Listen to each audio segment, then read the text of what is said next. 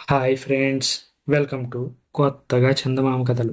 ఈరోజు మనం బేతాళ కథల సిరీస్లో నష్టమైన విద్య అనే కథ చెప్పుకుందాం. పట్టువదలని విక్రమార్కుడు చెట్టు వద్దకు తిరిగి వెళ్ళి శవాన్ని దించి భుజాన వేసుకొని నడవసాగాడు. అప్పుడు శవంలోని బేతాళుడు, రాజా, అర్ధరాత్రి వేళ హాయిగా హంసతూలికా తల్పాన పడుకొని నిద్రపోవలసిన నువ్వు ఈ విధంగా ఉపాసకుడిలాగా ఎందుకు శ్రమ పడుతున్నావో నాకు అర్థం కావడం లేదు. ఉపాసనలు ఎన్నడూ ఫలించవు. దానికి దృష్టాంతంగా ఒక విచిత్రమైన కథ చెప్తాను విను అంటూ ఈ కింది కథను చెప్పడం ప్రారంభించింది. పూర్వం ఉజ్జయిని నగరాన్ని చంద్రప్రభుడనే రాజు పరిపాలిస్తూ ఉండేవాడు. ఆయనకు దేవస్వామి అనే బ్రాహ్మడు మంత్రిగా ఉండేవాడు. ఎంతో ధనికుడైన ఆ మంత్రికి చంద్రస్వామి అనే కొడుకుండేవాడు. వాడు చిన్నతనంలో సరిగ్గానే ఉండేవాడు, కానీ పెద్దవాడయ్యే కొద్దీ జూదంలో పడిపోయాడు. వాడికి రాత్రింపగళ్ళు జూదం ఆడడం తప్ప మరొక ఆలోచనే లేదు.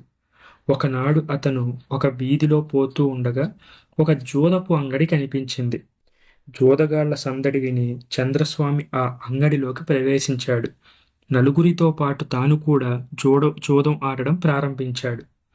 దురదృష్టం వల్ల అతని దగ్గర ఉన్న డబ్బంతా పోవడమే కాక అతను మిగిలిన వాళ్లకు బాకీ పడ్డాడు కూడా. వాళ్ళు సొమ్మివ్వమన్నారు. అతనెవరో వారికి తెలియదు. నేను మంత్రిగారి కొడుకును అంటే వాళ్ళు అంత తొందర చెయ్యరు. కానీ ఈ మాట వాళ్లతో చెబితే తాను జూదం ఆడుతున్న సంగతి తండ్రికి తెలిసి తండ్రి వద్ద తన పరువు, అంతేకాకుండా బయట ప్రజల వద్ద తండ్రి పరువు కూడా పోతుందని చంద్రస్వామి ఏమీ అనకుండా అన్నిటికీ తల ఒగ్గి ఊరుకున్నాడు. జూదరులు చంద్రస్వామి మీద ఆగ్రహించారు. కర్రలతో మెత్తగా తన్నారు.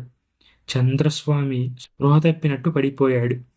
జూదపు అంగడివాడు రాత్రి దాకా చూశాడు, కానీ పడిపోయిన చంద్రస్వామి కదలనే లేదు. అతను చచ్చిపోయి ఉంటాడని అంగడివాడికి భయం వేసింది. అందుచేత వాడు అర్ధరాత్రి వేళ తన నౌకర్లను పిలిచాడు. ఈయన్ని తెల్లవారుజామునే అడవిలో ఏ పాడునుయ్యో చూసి పడేసి రండి అని చెప్పాడు. నౌకర్లు చంద్రస్వామిని మోసుకొని అరణ్యానికి వెళ్ళారు. కానీ ఎంత దూరం వెళ్ళినప్పటికీ వారికి పాడుబడిన నుయ్యి గాని గొయ్యి గాని కనబడలేదు. బరువేమో అడుగు అడుగుకు హెచ్చుతున్నట్టు తోచింది. ఈ శవాన్ని మనం ఇంకా ఎంత దూరం అని మోస్తాం? ఇక్కడెక్కడా నుయ్యి లేదు. వీణ్ణి మనం ఎక్కడే వదిలేసి మన యజమానికి నూతిలో పారేశామని చెప్పేద్దాం అని కూడబలుక్కొని నౌకర్లు చంద్రస్వామిని అడవిలో ఒక చోట పడేసి తిరిగి వెళ్ళిపోయారు. ఆ వెంటనే చంద్రస్వామి నిద్రలేచాడు. కానీ దెబ్బలతో శరీరమంతా నుజ్జు నుజ్జు అయిపోయింది. అతను బాధతో నడుచుకుంటూ తెల్లవారేసరికి ఒక యోగి ఉండే ఆశ్రమానికి చేరాడు.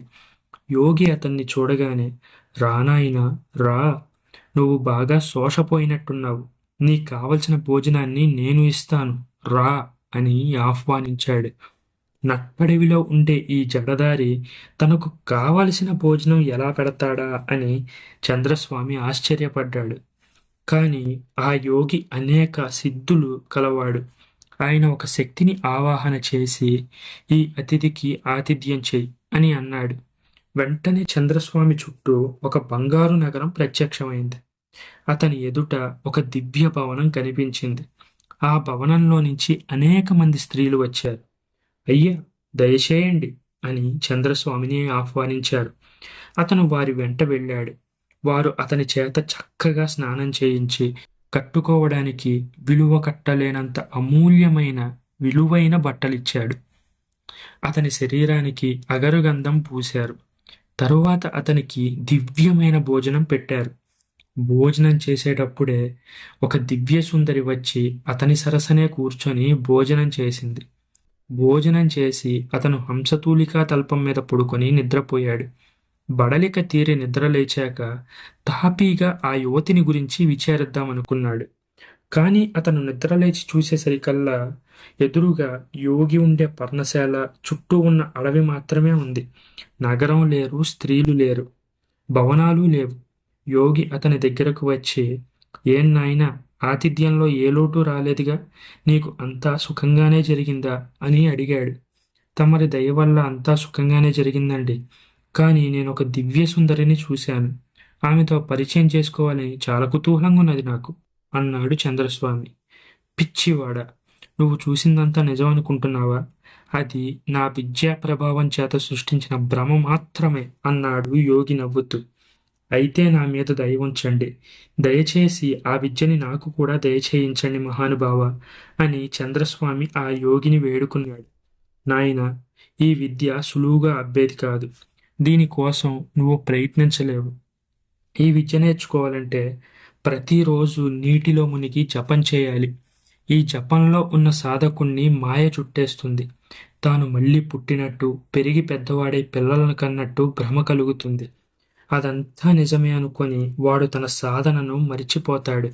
అలా మర్చిపోకుండా ఎవరైతే 24 ఏళ్ల పాటు ఆ భ్రమ జీవితం గడిపి ఆ భ్రమలోనే అగ్ని ప్రవేశం చేస్తాడో అటువంటి సాధకుడు ఈ విద్యను సాధించి నీటి నుంచి బయటకు వస్తాడు. సామాన్యులకు ఈ విద్య సిద్ధించదు అన్నాడు. చంద్రస్వామి ముందు పట్టు పట్టాడు. అలా కాదు, విద్య నేను సిద్ధింపజేసుకుంటాను. మీరు అనుగ్రహిస్తే చాలు అన్నాడు. నీకు విద్య సిద్ధించకపోతే నీ సాధన విఫలం కావడమే కాకుండా తగని వాడికిచ్చి చేసినందుకు నేను సాధించిన విద్య కూడా నష్టమైపోతుంది సుమా అని యోగి చంద్రస్వామిని హెచ్చరించాడు. తమకు ఎలాంటి నష్టము నేను కలగనివ్వను అన్నాడు చంద్రస్వామి. యోగి అతని మాట తీసివేయలేక విద్యనివ్వడానికి నిశ్చయించుకున్నాను. సరే, నువ్వు నీటిలో మునిగిన తర్వాత అగ్ని ప్రవేశం చేయాల్సి వచ్చినప్పుడు నేను హెచ్చరిక చేస్తాను. సంకోచించకుండా అగ్నిప్రవేశం చేసేయి. ఒకవేళ అది భ్రమేనన్న విషయం మర్చిపోతే నేను హెచ్చరించినప్పుడైనా దాని జ్ఞప్తి తెచ్చుకో అన్నాడు. అందుకు చంద్రస్వామి సరే అన్నాడు. తర్వాత యోగి తాను స్నానం చేసి చంద్రస్వామి చేత స్నానం చేయించి మంత్రం ఉపదేశించి నీటిలో మునిగి కూర్చొని మంత్రాన్ని జపించమన్నాడు. అంతా ఆ యోగి చెప్పినట్లే జరిగింది. తాను ఒక గొప్పవారి ఇంట పుట్టినట్టు చంద్రస్వామికి తోచింది. తరువాత అతను పెరుగుతూ విద్యాభ్యాసం సాగించాడు. అతనికి పెళ్లి కూడా అయింది. పిల్లలు కలిగారు. వారు పెరిగి పెద్దవారవుతున్నారు. అతని జీవితం అన్ని విధాలా సుఖంగా వెళ్ళిపోతుంది. ఇంతలో చంద్రస్వామికి గురువు చేసిన హెచ్చరిక వినపడింది. తాను విద్యాసిద్ధి కోసం జపం చేస్తున్న సంగతి స్ఫురణకు వచ్చింది. ఇక అగ్ని ప్రవేశం చేయాలి. ఆ భ్రమలోనే అతను అగ్ని ప్రవేశానికి అంతా సిద్ధం చేశాడు. కానీ అతని బంధువులు, పెద్దలు, భార్య, బిడ్డలు చుట్టూ మూగారు. అయ్యయ్యో, వద్దు వద్దు అని ఆక్రోశింపసాగారు. అతనికి భయం పుట్టింది. నేను చనిపోతే వీరంతా ఏమవుతారు అనుకున్నాడు. యోగి అగ్ని ప్రవేశం చేయమన్న మాట గుర్తు వచ్చింది. ఆయన తెలిసి చెప్పాడు, తెలియక చెప్పాడు అని సందేహం కలిగింది. అయినా చంద్రస్వామి మనస్సు రాయి చేసుకుని అగ్నిలో ప్రవేశించాడు. కానీ అగ్ని కాలలేదు. చంద్రస్వామి నీటిలో లేచి నిలబడ్డాడు. అతనికి పట్టిన భ్రమ అంతా వదిలిపోయింది. ఒడ్డున నవ్వుతూ స్వామి నిలబడి ఉన్నాడు. చంద్రస్వామి యోగి వద్దకు వచ్చాడు. నమస్కరించి, స్వామి, అంతా తమరు చెప్పిన ప్రకారమే చేశాను. కానీ అగ్ని ప్రవేశం చేసినప్పుడు అగ్ని చల్లగా ఉందేంటి అని అడిగాడు. నువ్వు ఏదో తప్పు చేసి ఉంటావు. అగ్ని చల్లగా ఉండడం ఏమిటి? ఆశ్చర్యంగా ఉంది అన్నాడు యోగి. నేను సరిగ్గా తమరు చేయమన్నట్టే చేశాను అన్నాడు చంద్రస్వామి. నిజమేంటో ఇప్పుడే తెలుసుకుందాం అంటూ యోగి తన విద్యను ఆవాహన చేశాడు. కానీ విద్య రాలేదు.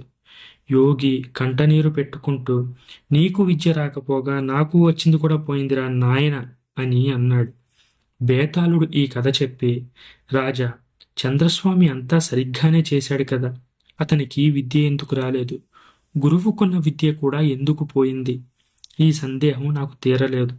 తెలిసి కూడా నా సందేహాన్ని నువ్వు తీర్చకపోతే నీ శిరస్సు 1000 వక్కలవుతుంది అన్నాడు. నా చేత మాట్లాడించడానికి నువ్వేదో అడుగుతున్నావు, కానీ ఇందులో అసలు సందేహించాల్సిన అవసరం ఏముంది? చంద్రస్వామి తన భ్రమను నిజం అనుకుని అగ్నిలో దూకడానికి పస్తాయించాడు. ఆ కారణం చేతనే అతనికి విద్య దక్కలేదు. అపాత్రుడికి విద్య ఇచ్చిన కారణంగా గురువుకున్న విద్య కూడా నష్టమైపోయింది అన్నాడు విక్రమార్కుడు. ఈ విధంగా రాజుకు తిరిగి మౌనభంగం కలగ్గానే బేతాళుడు శవంతో సహా మాయమై మళ్ళీ చెట్టెక్కాడు. ఈ కథ మీకు నచ్చినట్లయితే దీన్ని లైక్ చేయండి, మీ ఫ్రెండ్స్ అందరికీ షేర్ చేయండి. అలాగే మన ఛానల్ని సబ్స్క్రైబ్ చేసుకోవడం మాత్రం అస్సలు మర్చిపోకండి. Thank you so much guys, keep watching my videos.